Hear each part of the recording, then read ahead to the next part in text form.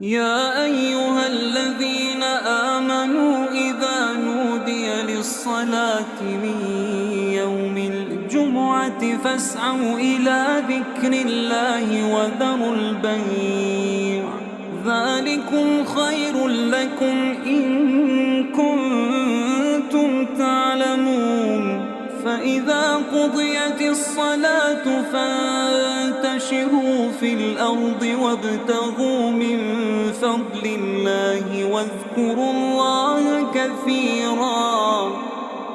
واذكروا الله كثيرا لعلكم تفلحون.